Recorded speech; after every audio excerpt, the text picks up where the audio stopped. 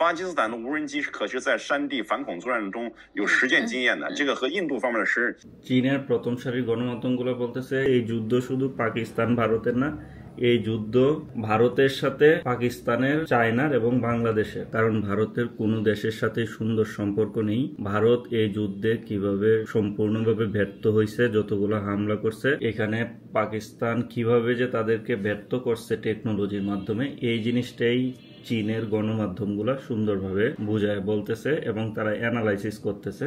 আজকে আপনাদেরকে দেখাবো যে চাইনিজ গণমাধ্যমগুলা ওরা আসলে কি ভাবতেছে। ভারতের, আপনারা ভাবতে পারেন সবচেয়ে বড় শত্রু হচ্ছে পাকিস্তান, না, ভারতের সবচেয়ে বড় শত্রু হচ্ছে চায়না এবং চাইনিজদের সবচেয়ে বড় শত্রু হচ্ছে ভারত। এই গণমাধ্যমগুলো থেকে আপনাদেরকে জানানোর চেষ্টা করব, কারণ আপনারা জানতে চান যে সারওয়ার ভাই আপনি চীনে থাকেন যেহেতু, যে চীনের মানুষের কি ভাবনা এই যুদ্ধ নিয়ে।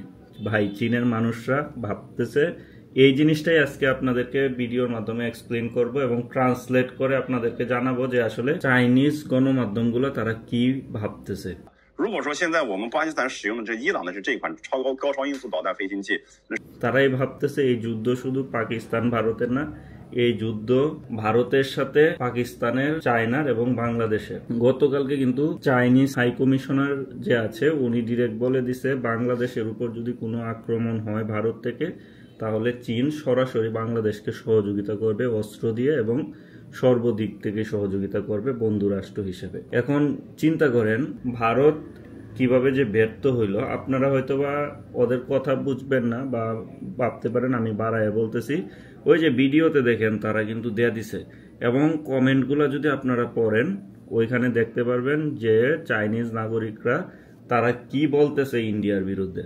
ইন্ডিয়াকে তো দেখতেই পারে না, চাইনিজ নাগরিকরা একেবারেই দেখতে পারে না। তারা সব সময় বলে ইন্ডিয়ানরা হচ্ছে খারাপ। এই যে টিভি সাংবাদিকেরা বলতেছে যে অরুণাচল, তারপর সিকিম, ভারতের বেশ কিছু প্রভিন্সকে চীন দাবি করতেছে যে এগুলা তাদের। তারা বলতেছে এই যুদ্ধ পাকিস্তানের সাথে দৃশ্যমান হইতে পারে, পাকিস্তানের যে সহযোগিতা লাগে সব রকমের সহযোগিতা আমরা দিব। যদি পাকিস্তান অর্থনৈতিকভাবেও দুর্বল থাকে, পাকিস্তানকে দরকার হলে চীনের সরকারের অর্থ দিয়েও সহযোগিতা করা দরকার। চীন হচ্ছে পাকিস্তানের খুব ভালো বন্ধু এবং বাংলাদেশের খুব ভালো বন্ধু, এবং বাংলাদেশ নিয়েও এখানে কয়েকটা কথা বলছে যে বাংলাদেশের যে ছাত্র আন্দোলন হয়েছে এটা শুধু বাংলাদেশের ছাত্র জনতার বিজয় না আওয়ামী লীগের বিরুদ্ধে, এই বিজয়টা হচ্ছে ভারতের বিরুদ্ধে। কারণ কি, তাদের যারা গোয়েন্দা আছে ওরা খবর নিছে বাংলাদেশ থেকে এবং ভারত থেকে যে বাংলাদেশের যে আওয়ামী লীগ সরকার ছিল, আগের সরকার 17 বছরের, ওরা সব সময় ভারতের গোলামি করত। ডিরেক্ট এই কথাটা বলছে যে গোলামি করতে, আপনারা তো বুঝবেন না। এখন এই গোলামি করা থেকে বাংলাদেশ মুক্ত হয়েছে। ডক্টর ইউনূসের যে চীন সফর, এই সফরটাকে দেখতেছে তারা একটা ঐতিহাসিক সফর হিসেবে।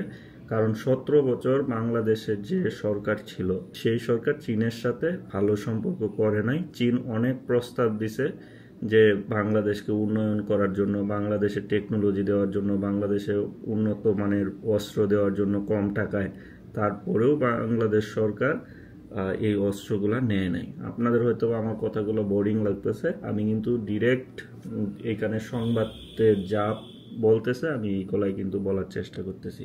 বাংলাদেশকে অনেকভাবে সহযোগিতা করতে চাইছে তখন 17 বছর, বেকার সমস্যা দূর করতেও চাইছে, কিন্তু বাংলাদেশ সরকার ভারতের সাথে সম্পর্ক বেশি থাকার কারণে তারা এই সুযোগগুলা নেয় নাই। এখন বাংলাদেশের মানুষ যেহেতু ভারতকে পছন্দ করতেছে না, সেই জন্য তারা সহযোগিতা করবে। কারণ ভারতকে দক্ষিণ এশিয়ার মধ্যে তারা বলছে যে সবচেয়ে বড় খারাপ দেশ বা শত্রু দেশ। আমার কথাগুলো হয়তো আমি সাংবাদিকদের মতো বলতে পারতেছি না গুছিয়ে, তারপরেও আমি ওরা যা বলতেছে এটা আপনাদেরকে একটু বোঝানোর চেষ্টা করতেছি।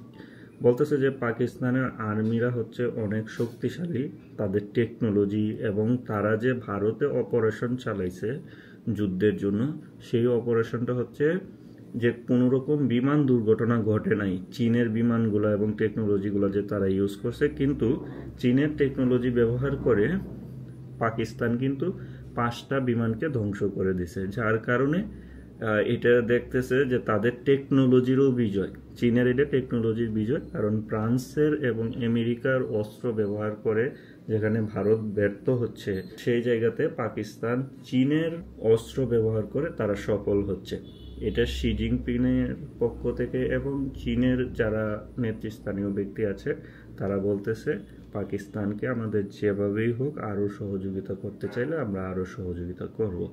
আপনাদের যদি ভালো লেগে থাকে আজকের আমার এই বিশ্লেষণ বা চীনের টিভি চ্যানেলের যে কথাগুলো বলছে, নেক্সট টাইম যদি চান তাহলে আমাকে কমেন্ট করতে পারেন। আপনারা ইংলিশে পারদর্শী হইতে পারেন বা বাংলায় অনেক নিউজ চ্যানেল দেখতে পারেন বা হিন্দিতে, কিন্তু আসলে চাইনিজ ভাষায় ওই রকমভাবে আপনারা বুঝবেন না সহজে।